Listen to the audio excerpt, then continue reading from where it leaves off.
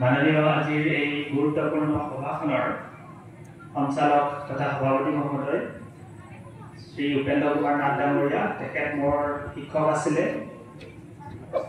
আজিৰ এই সভাত উপস্থিত থকা এই সভাখনৰ উদ্বোধক মাননীয় শ্ৰী ইচ্ছাৰাম নাথ ডাঙৰীয়া, তেখেত আমাৰ এই অঞ্চলৰে এগৰাকী সুযোগ্য সন্তান,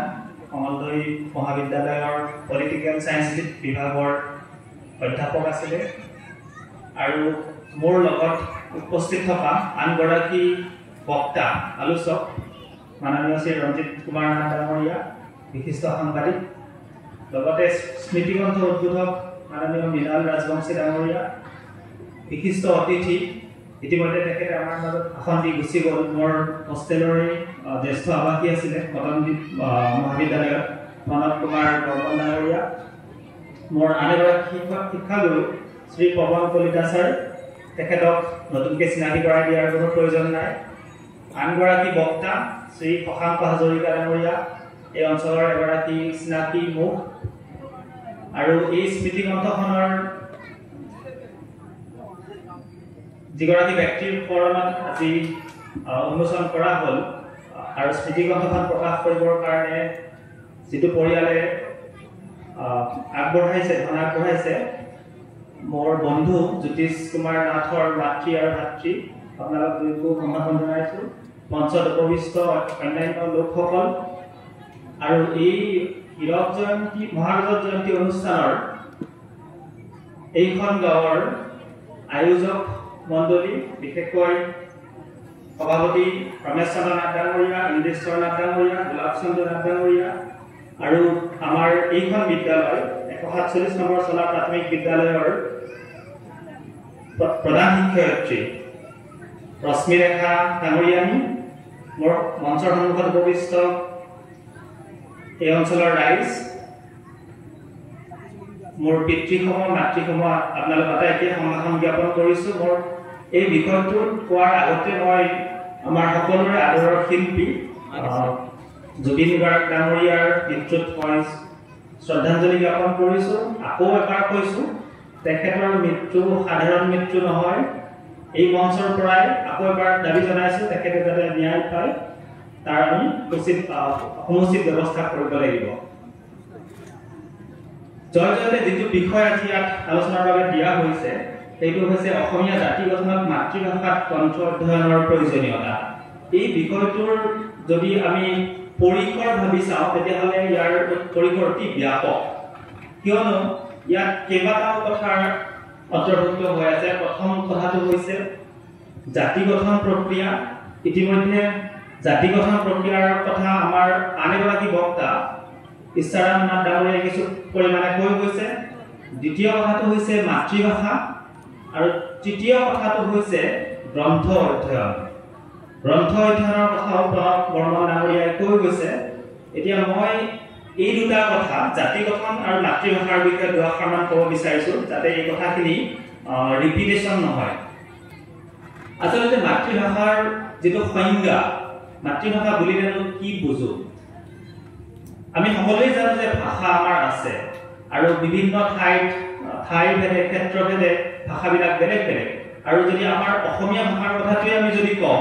তেতিয়াহ'লে দেখিম যে কোনোবা এটা এলেকাত অসমীয়া ভাষাটোৰ যিটো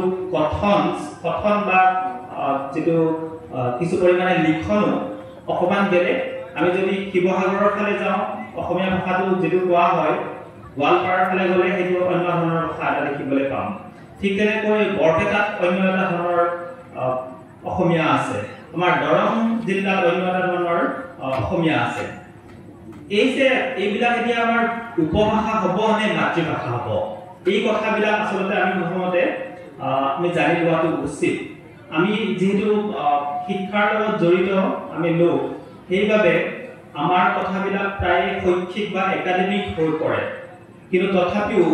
এই আলোচনাৰ বিষয়বস্তুৰ গভীৰতালৈ চাই মই দুটামান কথা ক'ব বিচাৰিছোঁ। এই যে মাতৃভাষাৰ যিটো দাৰ্শনিক মৌলিকতা, সেইটোক আমি কেতিয়াও নুই কৰিব নোৱাৰোঁ।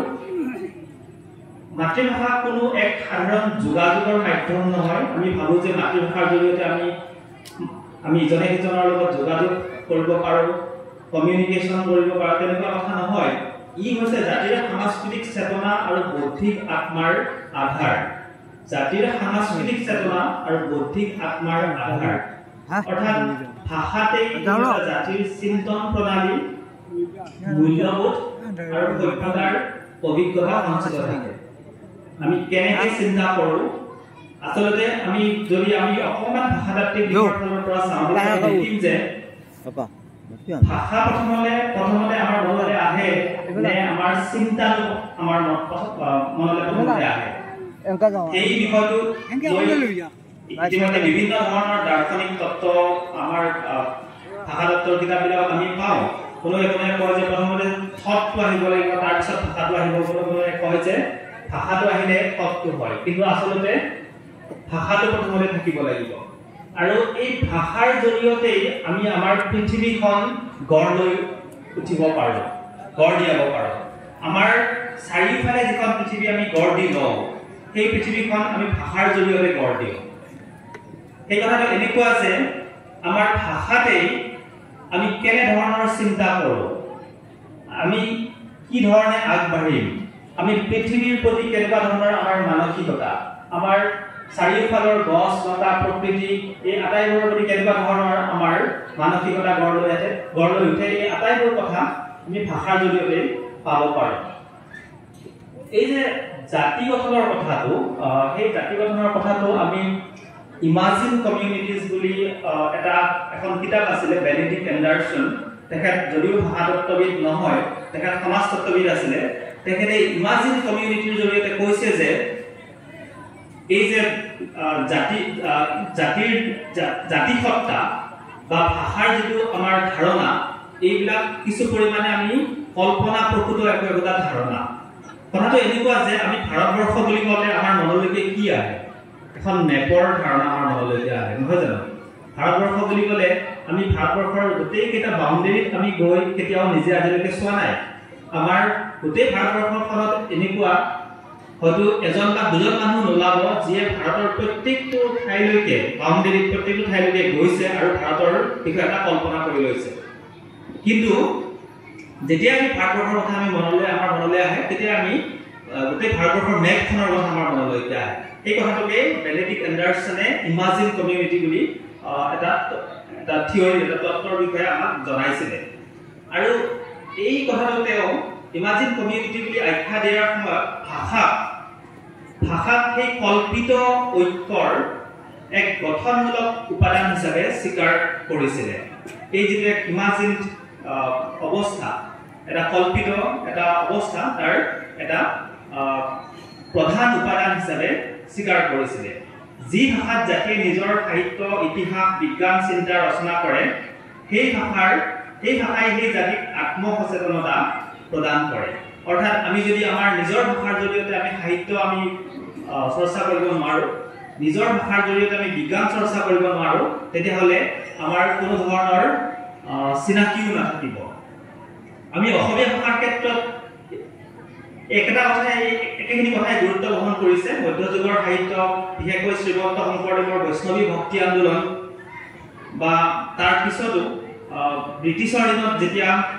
বঙালী ভাষাই অসমত নিজৰ আসন হেৰুৱাইছিলে আপোনালোকে জানে যেতিয়া ব্ৰিটিছসকল আমাৰ উত্তৰ পূৰ্বাঞ্চললৈকে আহিছিলে অসমলৈকে আহিছিলে তেতিয়া অসমীয়া ভাষাৰ সলনি বঙলা ভাষা আমাৰ দেশত প্ৰৱৰ্তিত হৈছিল সেইখিনি সময়তো আনন্দৰাম ঢেকিয়াল ফুকন আৰু সেই সময়ৰ যিসকল মধ্যবিত্তীয় অসমীয়া আছিলে তেওঁলোকেও আমাৰ অসমীয়া ভাষা পুনৰ প্ৰতিষ্ঠা কৰিবলৈ আপ্ৰাণ প্ৰচেষ্টা অব্যাহত ৰাখিছিল পিছত লক্ষ্মীনাথ বেজবৰুৱা পদ্মনাথ গোহাঞিবৰুৱা আদিয়ে সেই একেই সূত্ৰটিকে এক ধৰণৰ গতি প্ৰদান কৰিছিল ইয়াৰ আগতেও অৱশ্যে অৰুণোদয়ৰ নিচিনা যিখন আমাৰ আলোচনী আছে সেই আলোচনীৰ জৰিয়তে আমি অসমীয়া ভাষাটোলৈকে লাহে লাহে কিছু প্ৰাণ আনিবলৈ যত্ন কৰিছিলোঁ এই যে মই অকণমান আগতে কৈছোঁ মাতৃভাষা মানেনো কি আমি আমাৰ পাঠ্যপুথিত পাইছিলোঁ যে 1961 চনৰ যিটো লোকপ্ৰিয় হৈছিলে তাত 1652টা আমাৰ ভাষা ভাৰতবৰ্ষত আছিল বুলি আমি পঢ়িবলৈ পাইছিলোঁ কিন্তু এইটো আচলতে প্ৰকৃত বা শুদ্ধ তথ্য হয়নে নহয় এইদৰে চিনাক্ত কৰি যিবিলাক ভাষা আমাৰ মাজলৈকে আমি লৈ আহোঁ সেই সংখ্যাটো কোনে উলিয়াই আনে লোকপিয়লে উলিয়াই আনে এই যে লোকপিয়লৰ কথাটো তেওঁলোকৰ যিসকল লোক তেওঁলোকে যিসকলৰ লোকৰ ওপৰত ভৰসা কৰি লোকপিয়ল কৰে তেওঁলোক কিন্তু ভাষাবিদ নহয় বা ভাষাতত্ত্ববিদ নহয় তেওঁলোক হয়তো কোনোবা শিক্ষক হয় কোনোবা অন্য বিষয়ত বিভাগত চাকৰি কৰে বা বিভিন্ন ধৰণৰ লোকে সেই কামটোত সহযোগিতা আগবঢ়ায় গতিকে তেওঁলোকৰ বহু ক্ষেত্ৰত ভাষাৰ যিটো সূত্ৰ এই সূত্ৰৰ বিষয়ে যথেষ্ট ধৰণৰ অধ্যয়ন নাথাকিবও পাৰে কেতিয়াবা এনেকুৱা হৈছে যে তেওঁলোক মানুহৰ ঘৰলৈকে গৈছে যোৱাৰ পিছত তেওঁলোকক সুধিছে যে আপোনালোকৰ ভাষাটো কি কওকচোন তেতিয়া তেওঁলোকৰ নিজৰ গাঁওখনৰ নাম কৈছে আৰু সেইটোৱে ভাষা বুলি লিখি আনিছে তেওঁলোকে নিজৰ কাষ্টৰ কথা কৈছে সেইটোকে নিজৰ ভাষা বুলি সেন্সাস ৰিপৰ্টত লিখি আনিছে আৰু এই গোটেইবিলাক ডেটা যেতিয়া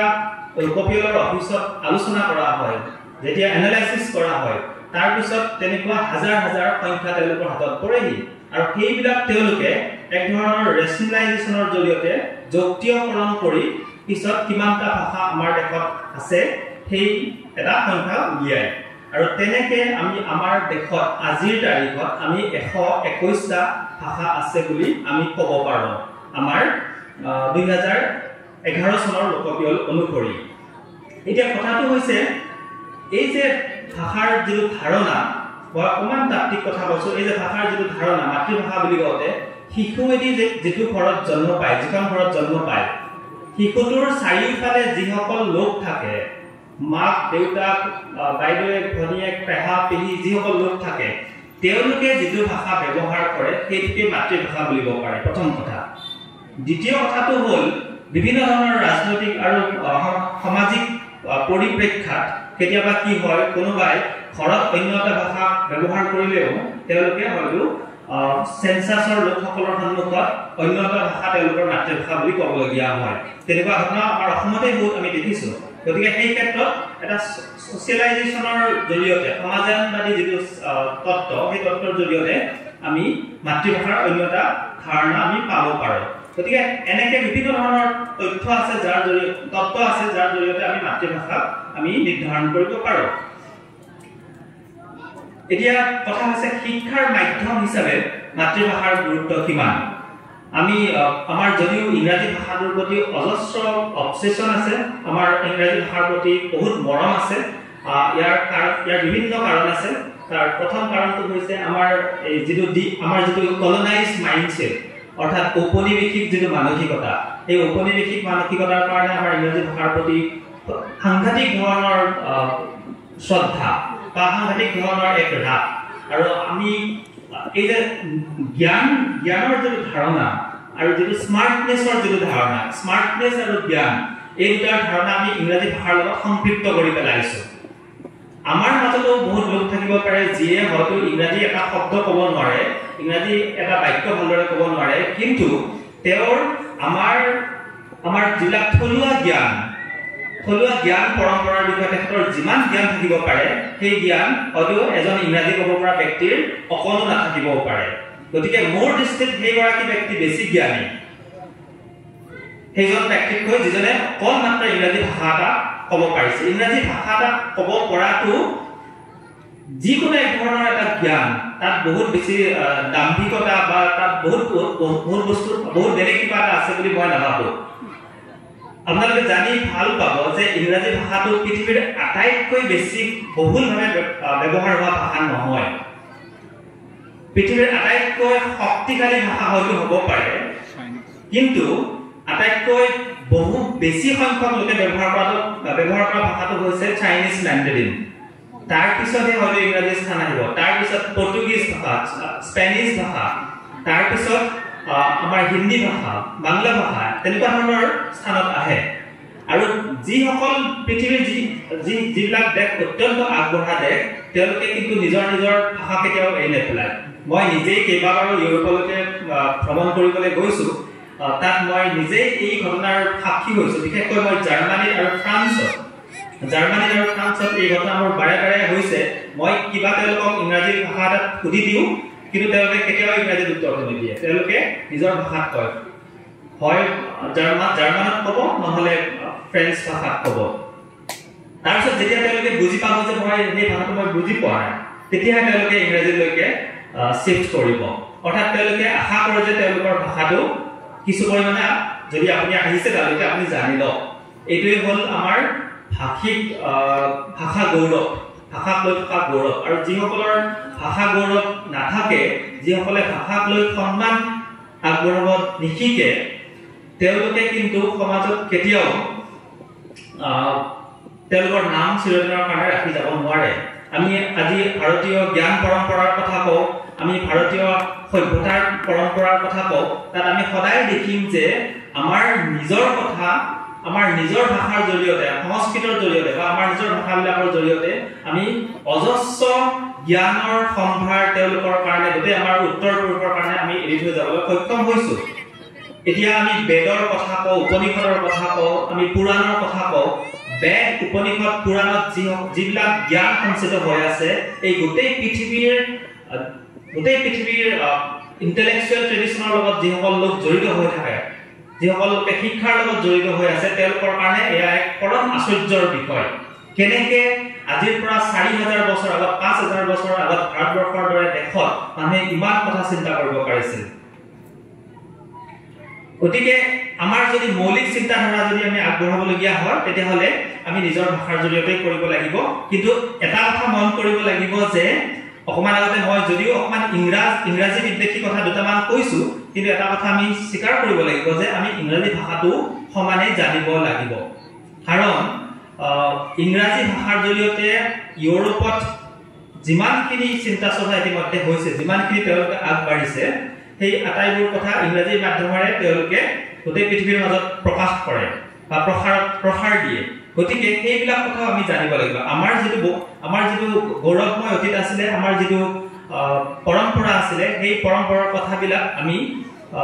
ইংৰাজী ভাষাৰ জৰিয়তে পৃথিৱীৰ অন্যান্য লোকসকলক আমি জনাব লাগিব সেইকাৰণে মই কৈছো যে আমাৰ নিজৰ ভাষাৰ লগতে আমি ইংৰাজী ভাষাও আমি জানিব লাগিব এতিয়া মই মাধ্যমৰ কথা কওঁতে এইখিনি কথা কৈছো শিক্ষাৰ সৰ্বোত্তম মাধ্যম হৈছে শিকাৰুৰ মানসিক স্বাচ্ছন্দ্যৰ ভাষা অৰ্থাৎ সৰু শিশু এটাই ঘৰত যিটো ভাষা কয় বা ঘৰত যিটো ভাষাৰ প্ৰথম এক্সপোজাৰ পায় সেইটো ভাষা যদি স্কুলত যদি নাথাকে তেতিয়াহ'লে প্ৰথম কিছুদিনলৈকে শিশুটোৱে একো কথাতে ৰাত বহুৱাব নোৱাৰে সকলো কথাই অদ্ভুত কিবা ধৰণৰ তেওঁলোকৰ লাগে আৰু এই কাৰণত বহুতো ল'ৰা ছোৱালী স্কুলৰ পৰা ওলাইও আহে সেইকাৰণে পণ্ডিত নেহৰুৱে এবাৰ কৈছিলে তেওঁৰ কোনোবা এখন গ্ৰন্থত if you are taught in a foreign tongue you are learning words not concepts if you are taught in a foreign tongue you are learning words not concepts আপুনি যিবিলাক মৌলিক চিন্তাধাৰা যিবিলাক আমাৰ বিভিন্ন ধৰণৰ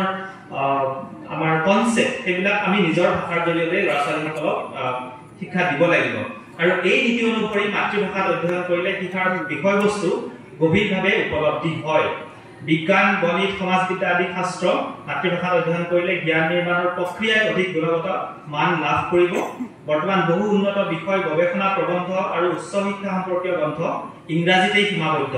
ইয়াত বহি থাকোঁতে মোক ৰঞ্জিত দাই কৈছে যে আমি যিমান কথাবিলাক আমি ইংৰাজীতে লিখা মেলা কৰোঁ আমাৰ গৱেষণাৰ কামবিলাক কিন্তু সেইবিলাকৰ পাঠকৰ সংখ্যা সীমিত কাৰণ আমাৰ নিজৰ মানুহখিনিয়ে সেইখিনি কৰিব নোৱাৰে পাৰিলে সেইবিলাক আমাৰ নিজৰ মাতৃভাষাৰ জৰিয়তে আমি কৰাটো উচিত